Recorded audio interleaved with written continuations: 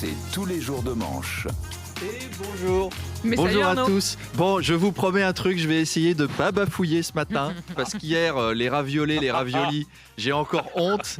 Chers auditeurs, si vous l'avez loupé cette chronique, réécoutez-la en podcast. On a fait n'importe quoi autour de cette table. Donc aujourd'hui, on se concentre et on va parler des annonces de Gabriel Attal. Alors hier sur BFM, le Premier ministre a honteusement interrompu Manu Le Chypre, qui nous livrait une passionnante analyse sur les endives. Je vous ai écouté, Manu, vous étiez en plein dans les endives. Décisif, les endives. Et il a annoncé plusieurs choses. Par exemple, l'interdiction de la viande de synthèse. La viande de synthèse, c'est de la viande cultivée en laboratoire. C'est fait pour piéger les véganes. C'est de la viande qui pousse. Ça fait souffrir aucun animal, ça pousse tout seul, en culture. Et bientôt, on se passera même du laboratoire. Ils vont nous inventer des nouveaux arbres à viande, le jardin d'Éden pour Manu Le Chypre, qui ira se promener dans les grandes forêts de saucissiers en fleurs, qui offriront des knackis bien juteux qu'on pourra croquer à même la branche. Mignonne, allons voir si la rosette est éclose. Et on cueillera des bouquets de fleurs de pépéronie en regardant les abeilles polliniser les jambonniers, les steakiers, les saucissonniers. De temps en temps, on prendra du repos au pied d'un arbre à l'ombre des tranches de mortadelle en regardant de braves paysannes ramasser des rillettes à la fourche. Oh, un arbre à tête de veau. Oh, des buissons de langue de bœuf. Oh, un William Soris choucroutae qui fait pousser des toutes petites boîtes de choucroute qu'on peut mettre dans son petit panier. Le paradis sur terre, on est d'accord. Avec l'arbre à nouilles en plus. Oh bah tiens, si on veut faire la totale, l'arbre à four à mini pizza pour tout faire cuire. Le total des aides se monte à 400 €. Les agriculteurs lèvent donc 400 les millions. 400 millions, oui. C'est pas pour aujourd'hui, Non, c'est hein, pas la pour aujourd'hui. concentration. Eh ben, je fais ce que je peux, je suis fatigué. Donc les agriculteurs lèvent les blocages, dont celui de Rungis, pas Régis cette fois. oui. Après, à Paris, on avait pris nos précautions depuis longtemps. Je veux dire, on planque de la pâte à crêpes dans les égouts, on est blindé, on a des churros dans le système des eaux usées, des pommes d'amour dans les armoires EDF. Ça caramélise tout seul, on a plein de trucs.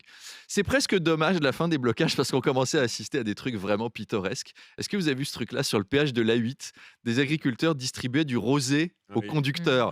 Ça, c'est ma Pour bien France, ça. conduire. Oui, pour bien conduire. Vive la On France. te bloque et après, on te laisse repartir en te filant un peu de pinard. Toi, t'es à 130 à l'heure. Et ils faisaient ça sous l'œil des gendarmes qui disent absolument rien. Mesdames et messieurs, ça, c'est nous.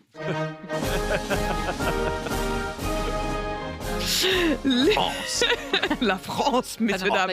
Les enseignants manifestaient aussi hier. Oui, alors eux, ils n'auront pas 400 millions. Hein. On n'est pas tous égaux devant la grève. Quant à détracteurs, 800 litres de lisier de porc et 150 tonnes de chou-fleur, on t'écoute.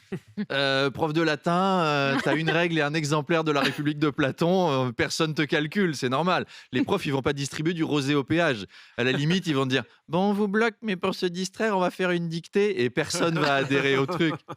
44% des Français souhaitent la démission de la ministre de l'Éducation, Amélie Oudéa-Castéra. C'est énorme. Ça veut dire que 56% des Français ne suivent pas encore l'actualité. Et alors... La rumeur commence à courir, elle serait bientôt remplacée par François Bayrou. C'est une vraie rumeur, c'est te dire le niveau de la meuf quand on est à être remplacé par François Bayrou en catastrophe, alors que jusqu'à présent, c'est plutôt les gens qui remplaçaient François Bayrou. Il a déjà été ministre de l'Éducation. Oui, Oui, tout à fait. mais quand Gabriel Attal avait 5 ans. C'est vrai. Non mais c'est vrai. Oui, c'est vrai. T'imagines, tu viens de te faire larguer, tu dois quitter la maison, et 3 jours après, tu reviens récupérer tes affaires et tu tombes sur François Bayrou dans ton fauteuil, dans ton pyjama, en train de faire tes conneries dans ton ministère. Ça doit te dégoûter. D'ailleurs, quand on y réfléchit, Amélie Oudéa-Castéra, elle aura plus fait pour la gauche que n'importe qui ces 50 dernières années. C'est-à-dire qu'elle aura démontré à tout le monde le problème de la déconnexion et de la reproduction des élites, et en 10 jours. Moi, je serais Mélenchon, je la contacterais, je lui dirais tu restes en politique, tu restes chez eux, mais on te paye et tu changes rien. C'est comme un agent double. Et après, après le ministère, elle retournera sans doute à l'Assemblée, recroiser des gens. Bonjour. Oh, mais vous avez pas de cheveux ? Vous êtes malade ? Madame, je suis Éric Ciotti. Oh, mon pauvre, je suis désolé, c'est encore pire, vraiment, toutes mes excuses. Et puis... Et puis une histoire étonnante, Arnaud, un salarié qui avait été licencié parce qu'il n'était pas assez fun et il a gagné son procès et il sera réintégré. Oui, il a pris 500 briques aussi d'indemnité.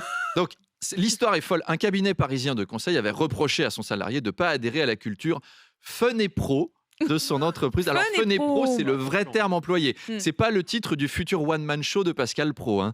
Découvrez Pascal Pro dans Fun et Pro. 1h30 de blagues au CNews Comedy Club. Bonsoir. Il y a des Algériens dans la salle. Eh ouais, comme quoi là, c'est pas moi. Hein. Donc là, c'était la culture de l'entreprise très tournée vers la fête, l'apéro. Il y en avait un qui aimait pas ça, il a été viré et la justice a décidé que on avait le droit de pas aimer faire tourner les serviettes en chantant les lacs du Connemara torse nu sur le bureau du chef comptable. Voilà, légalement, on peut trouver ça un peu pénible comme ambiance de travail. Et le gars a été réintégré. L'ambiance va être excellente pour son retour. Allez, l'autre loup qui revient. Allez, faire un super.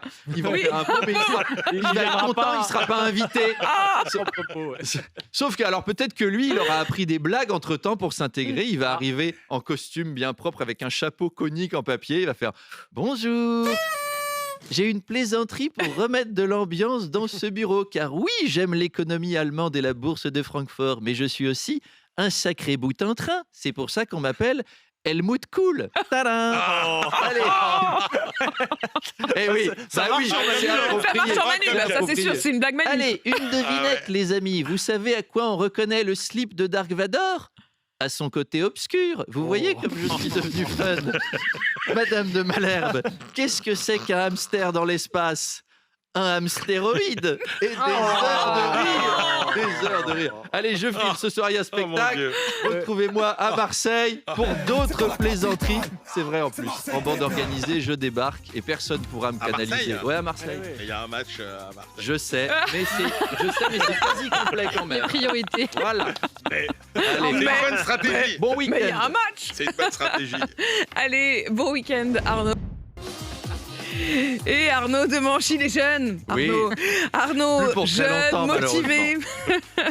Et vous piratez le face-à-face. Mon invité ce matin, c'est Arnaud Rousseau, le patron de la FNSEA, premier syndicat agricole.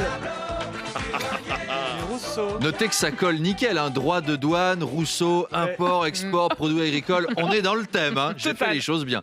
Arnaud Rousseau, alors qu'il n'a rien à voir avec Sandrine Rousseau, voire même on ne peut pas avoir deux personnes aussi éloignées avec le même nom de famille. Un plus éloigné, c'est Guy Georges et Boy Georges. Ça sent vraiment que c'est divergent. Donc Arnaud, qui est exploitant agricole, il travaille sur un terrain de 700 hectares, alors que nous, comme jardin, on a un rebord de fenêtre de 40 cm, c'est-à-dire qu'on ne vit pas dans le même monde. Hein. Quand il dit à sa femme « Chérie, je vais faire un tour dans le jardin », ok, à dans 3 semaines.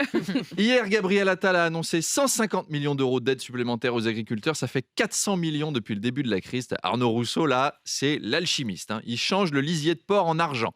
Alors que nous, si on a besoin de thunes, ça marche pas. Prenez la litière du chat, jetez-la sur la porte du bureau du patron. Il n'y aura pas des dollars qui vont tomber du plafond. Hein. Faut qu'on fasse le test peut-être, mais je oui, pense c'est vrai pas. qu'on devrait faire le test. Vous avez bien raison. Alors du coup, il a appelé à suspendre les blocages, mais attention, il a prévenu. Si c'était juste un effet d'annonce, il reviendra. Ce sera pire. Il a prévenu Gabriel Attal. I'll be back. Agricultor 2, le soulèvement des machines. Des moissonneuses-batteuses, des tracteurs, tout. Ils reviennent et cette fois, ça va chier. Mais alors partout, du lisier sur les façades des sous-préfectures, sur les autoroutes, sur les supermarchés, sur les parkings, sur Gabriel Attal, sur Emmanuel Macron, sur ta mère et sur ta tronche. Alors, est-ce qu'il a été convaincu ? On verra ça à 8h30.